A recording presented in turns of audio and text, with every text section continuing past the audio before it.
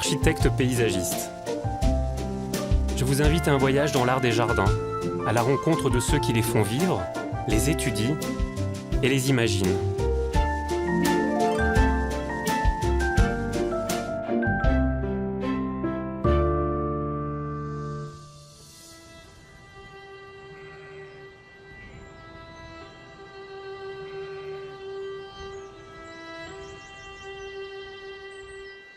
Au sud d'Édimbourg, perdu dans les Pentlands, le jardin de Little Sparta est la plus grande œuvre de Ian Hamilton Finlay, poète et artiste écossais de la fin du XXe siècle.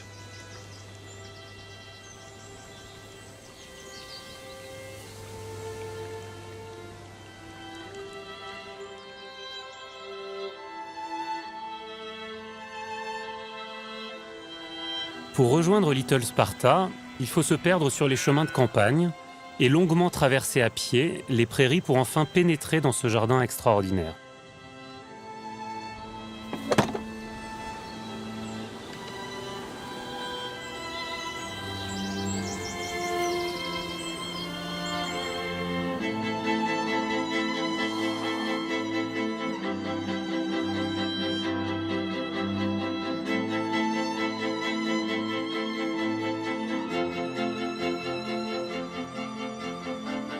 En 1966, Ian Hamilton Finlay décide de s'installer ici avec sa femme Sue pour concevoir un jardin dédié à la poésie et où il pourra créer ses œuvres d'art.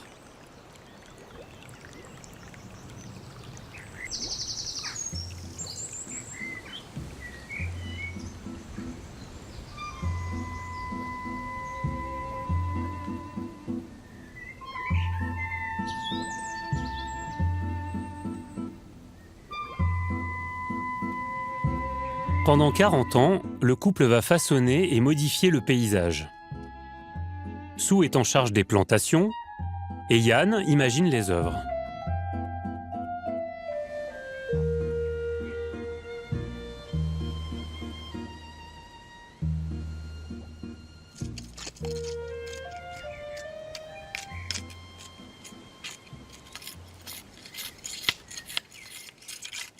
Chef jardinier depuis 2012, George Gilliland a écrit une thèse sur le jardin. George, Ian Hamilton Finlay et sa femme Sue se lancent dans la création de ce jardin, mais aucun des deux, ni Ian ni Sue, n'était initié à la botanique ou à la composition des jardins. Quand les Finlay sont arrivés ici, il n'y avait aucune des plantes que vous voyez autour de vous. Il n'y avait qu'un seul arbre qui a été arraché depuis. Ils n'avaient aucune connaissance en horticulture. Mais comme la plupart des jardiniers, ils ont appris en tâtonnant. Ils se sont rapidement rendus compte qu'ils devaient planter des arbres pour former un abri contre le vent, une protection contre la nature sauvage qui les entoure, ce qui leur a permis de créer le jardin en dessous. Est-ce que la simplicité des plantations participe à la poésie du jardin de Little Sparta? Oui, c'est vrai. Le jardin est assez sauvage, entouré d'une nature austère. C'est en quelque sorte une nature sauvage cultivée.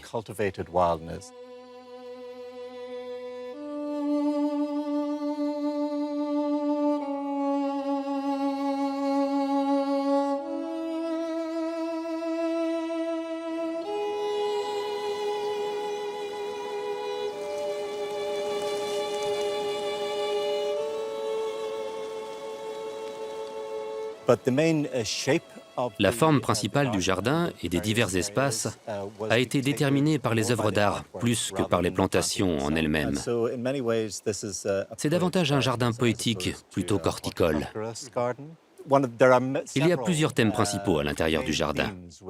L'un d'eux est que c'est un jardin de la mer. Pour comprendre cela, il faut regarder les arbres et écouter le bruit du vent à travers la canopée, qui fait écho au son de la mer, ou regarder le jeu d'ombre et de lumière sur les herbes, imitant le mouvement des vagues. Et pourquoi Ian était-il aussi attaché à l'idée de la mer dans son jardin?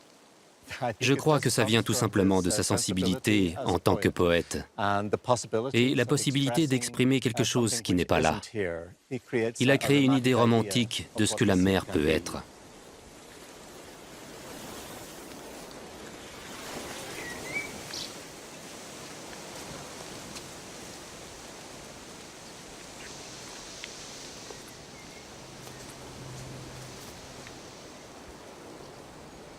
Georges, l'eau, elle tient une place importante dans le jardin.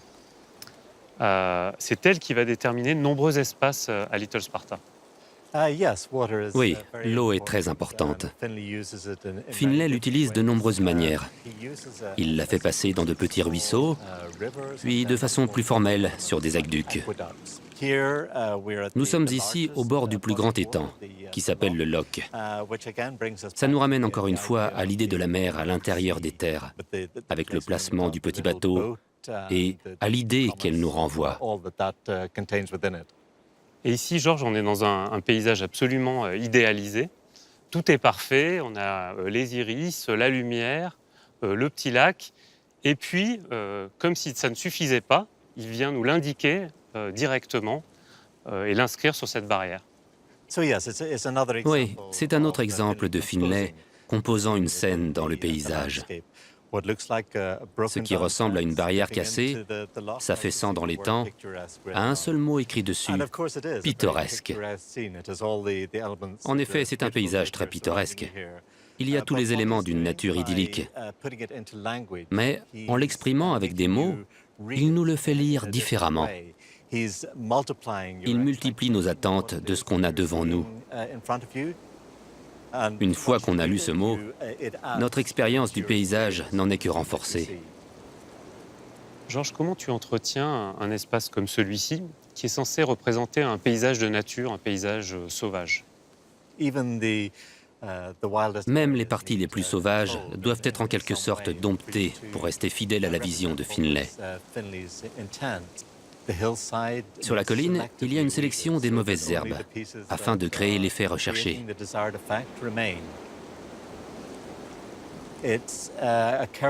C'est un équilibre fragile, qui n'est pas manucuré comme ce qu'on peut voir dans d'autres jardins. Cela nécessite une certaine sensibilité poétique pour travailler dans ce genre de lieu.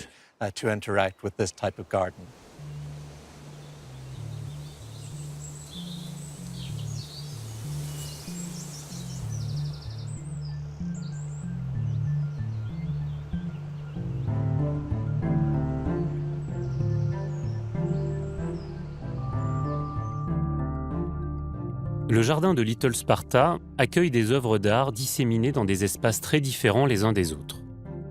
Devant la maison et les bâtiments se trouve le front garden, jardin régulier. Il est bordé à sa droite par le potager, donnant sur le jardin anglais, ouvert et engazonné. Au nord du domaine, c'est le wild garden, partie boisée et sauvage où l'eau circule et forme de petits étangs.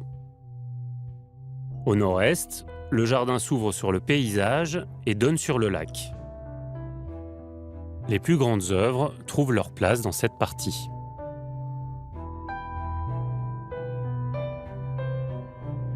Ian Hamilton Finlay était un membre influent du mouvement expérimental qualifié de poésie concrète, qui considère qu'avec très peu de mots, le poème suscite l'émotion, indépendamment de son sens.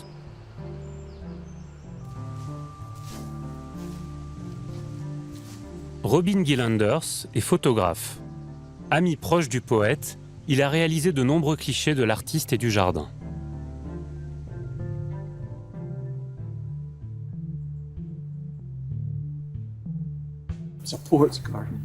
C'est un jardin de poète. Le genre de poésie qui passionnait Finlay est appelé la poésie concrète. Voici un bon exemple de poème concret. C'est un seul mot. Ce seul mot est le poème. Le sens du mot dépend de là où il est placé. Ici, par exemple, le mot « fragile » peut avoir différentes significations selon son emplacement. Vous le mettez sur un t-shirt, ça veut dire que vous êtes fragile. Ici, Il est placé à l'endroit le plus excentré du jardin, où naît le ruisseau qui irrigue tout le domaine. Il fait donc référence à l'écosystème du lieu. Ce n'est pas juste une notion abstraite d'un mot sur une page. Et puis il y a un travail de typographie qui est exceptionnel, tant dans la forme des lettres, leur placement, que dans l'épaisseur du trait. Oui, c'est très important. Par exemple, dans ce poème d'un seul mot, le mot est fragile, mais les lettres le sont également, particulièrement la forme magnifique de ce R ici. C'est un tailleur de pierre formidable qui a fait ça. C'est une police classique, bien sûr. La police ou la typographie sont très importantes. Un Helvetica gras va signifier autre chose qu'un Times italique. Il choisit soigneusement la police et le lettrage pour son objet. Ce qui montre quand même le pouvoir de ce que peut exprimer simplement une lettre. En effet, Finlay travaillait seulement avec les meilleurs tailleurs de pierre et artistes qui comprenaient vraiment la typographie.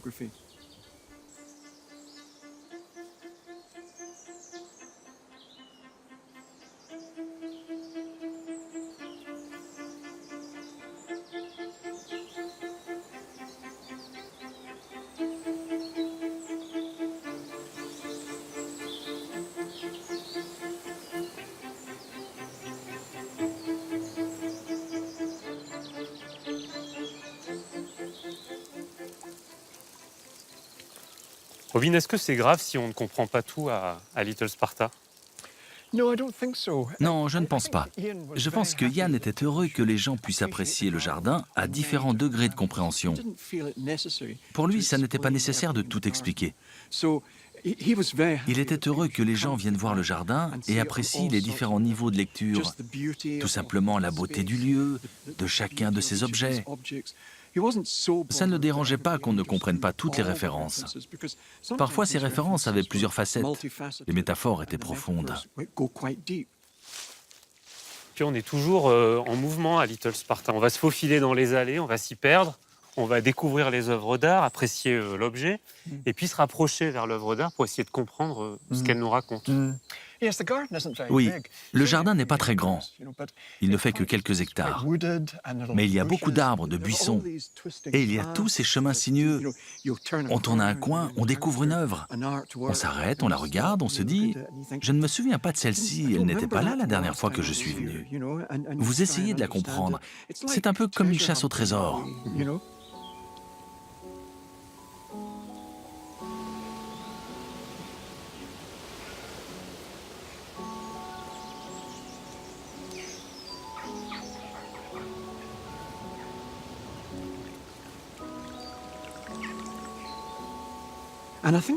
Je pense que c'est un jardin qui invite à la solitude. Même nous deux, lorsqu'on marche, il faut que l'on soit l'un derrière l'autre. Ce n'est pas assez large pour marcher côte à côte. Ce jardin est fait pour les solitaires, amoureux de beauté.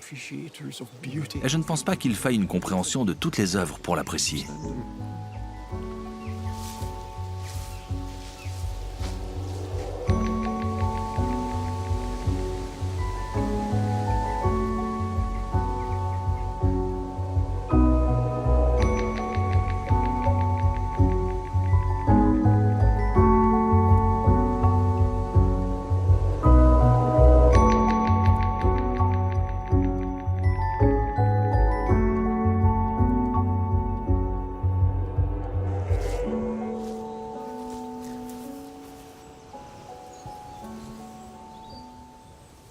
Robin, je trouve que les œuvres de Finlay prennent une dimension extraordinaire, une charge poétique puissante.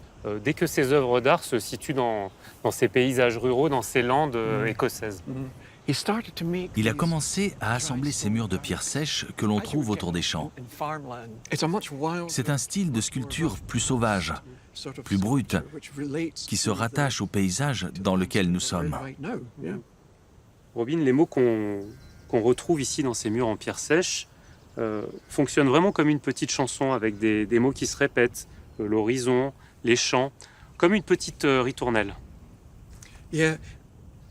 Oui, ce sont des mots très simples et il n'y a rien de prétentieux.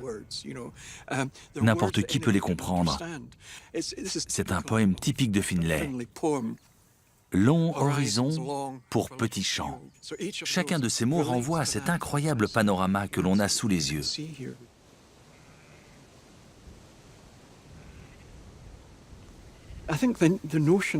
La notion de nature et culture imprègne tout le jardin. Et on le voit ici. Les mots, la culture, en opposition à la nature, la pierre brute. C'est mon interprétation. Ce n'est peut-être pas celle de Yann. Pour moi, il y a un lien entre nature et culture.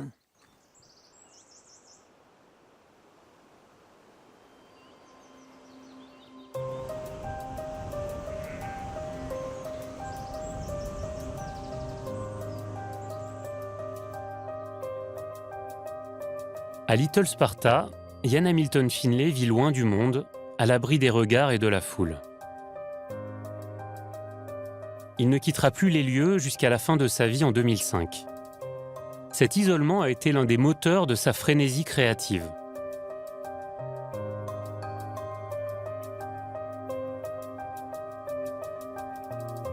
Les 250 œuvres présentes dans le jardin ont été créées en collaboration avec d'autres artistes.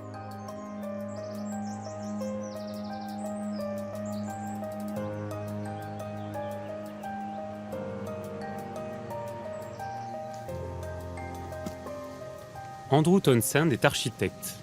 Il a été l'un des proches collaborateurs de Ian Hamilton Finlay.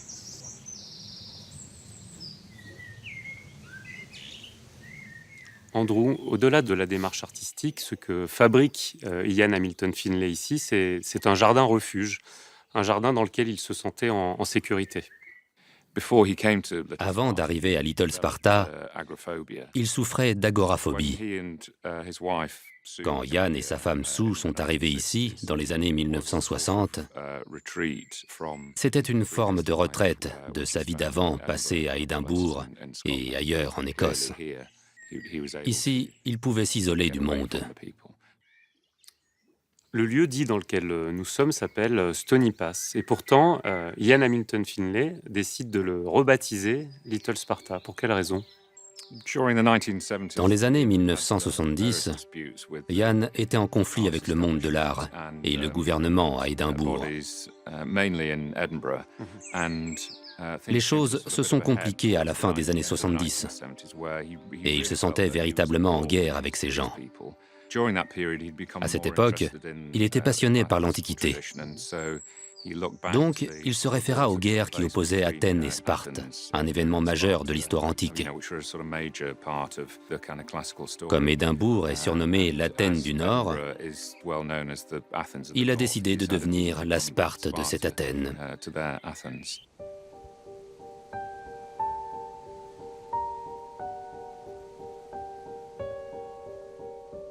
L'opposition entre Finlay et les autorités se cristallise autour d'un bâtiment du jardin. Près de la maison, dans le temple d'Apollon, l'artiste a installé certaines de ses œuvres. Les autorités, considérant qu'il s'agit d'une galerie d'art, réclament à Finlay des impôts en conséquence. Ce dernier s'y oppose, arguant qu'il s'agit d'un temple dédié à l'art. Un jour de l'hiver 1983, l'artiste imagine une bataille, guettant et attendant les autorités venues d'Édimbourg. Entouré de ses amis, Finlay accueille le shérif venu confisquer les œuvres et transforme cette confrontation en performance artistique. C'était un rassemblement incroyable de personnes soutenant Ian dans ce qu'il appelait la terreur profane.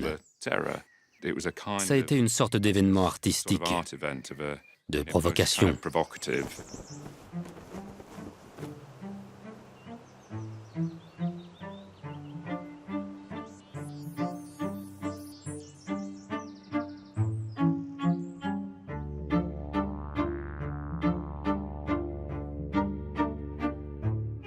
De nombreux thèmes inspirent Finlay. Celui de la Seconde Guerre mondiale est particulièrement présent. L'artiste est fasciné par la forme des objets de guerre. Il s'en sert à sa manière décalée et poétique, comme par exemple avec ces grenades qui ornent un portail.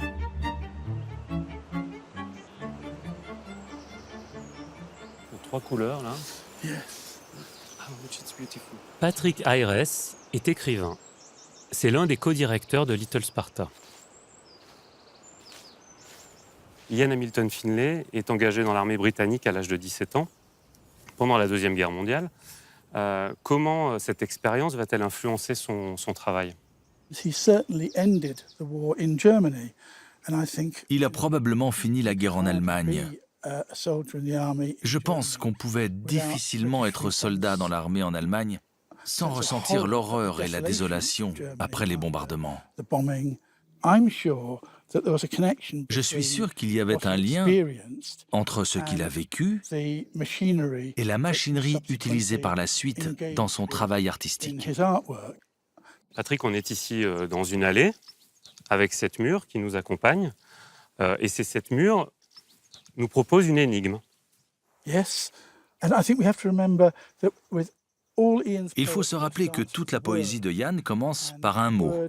Et ici, le mot est « fleur ». Et cette série s'appelle « Fleurs camouflées ». On voit 5 silhouettes identiques de bateaux de guerre, appelés corvettes, et qui ont été produits en masse durant la Seconde Guerre mondiale. Et il voit que tous ces bateaux portent des noms de fleurs. Il transforme en une métaphore l'épique bataille de l'Atlantique de la Seconde Guerre mondiale en un jardin anglais fleuri. Donc, il a le nom d'une fleur, puis le cache, le transforme en anagramme, et c'est à nous de résoudre l'énigme. Ici, on a L, A, V, A, N, D, E. Lavande. On va le voir en avançant. On peut passer du temps devant chacun d'entre eux. Ou on peut aller directement au bout et aller voir les réponses. Lavande, Campion, Polyanthus. Celui-ci a été torpillé et tous ont péri à bord. Montbrescia, torpillé, 35 hommes morts, et Bergamote s'en est sorti. Donc on découvre que ces bateaux portaient des noms de fleurs, ce qui est extrêmement ironique. Il s'amuse avec ces noms, il va créer des anagrammes pour leur donner des noms beaucoup plus guerriers qui correspondent mieux à l'idée qu'on se fait d'un bateau. Il est fasciné par le fait que la Royal Navy donne à ces centaines de bateaux des noms de fleurs. Il y voyait un élément tragique, un grand sens de l'humour, mais il trouvait cela excentriquement anglais.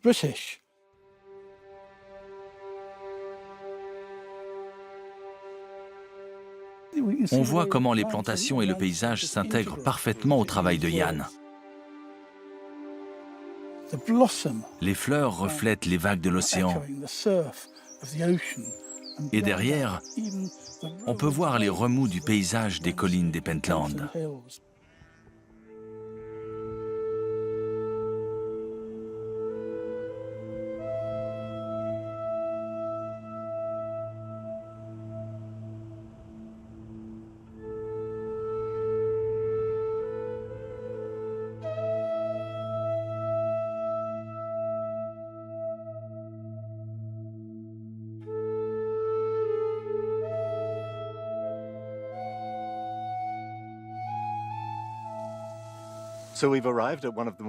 Nous nous trouvons devant l'une des œuvres les plus monumentales du jardin. C'est une série de pierres qui ont un mot gravé sur chacune d'elles. C'est une citation de Saint-Just, l'un des penseurs de la Révolution française. On peut lire « L'ordre présent est le désordre du futur ». Bien sûr, on le lit comme une déclaration politique, révolutionnaire. Mais étant donné sa place dans le jardin, on peut y voir un sens plus large. On est entouré ici par le sauvage, un désordre si l'on regarde cette lande. Et le jardin lui-même peut être vu comme un exemple d'ordre. Le jardin est un lieu cultivé dans un espace sauvage, un espace désordonné.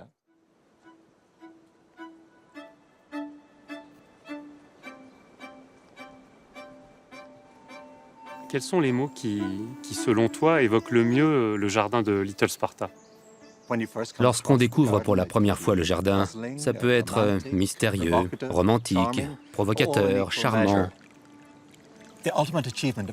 Le but ultime d'une œuvre d'art est de changer notre perception du monde ou de notre place dans celui-ci. Et je pense que c'est ce que Little Sparta accomplit.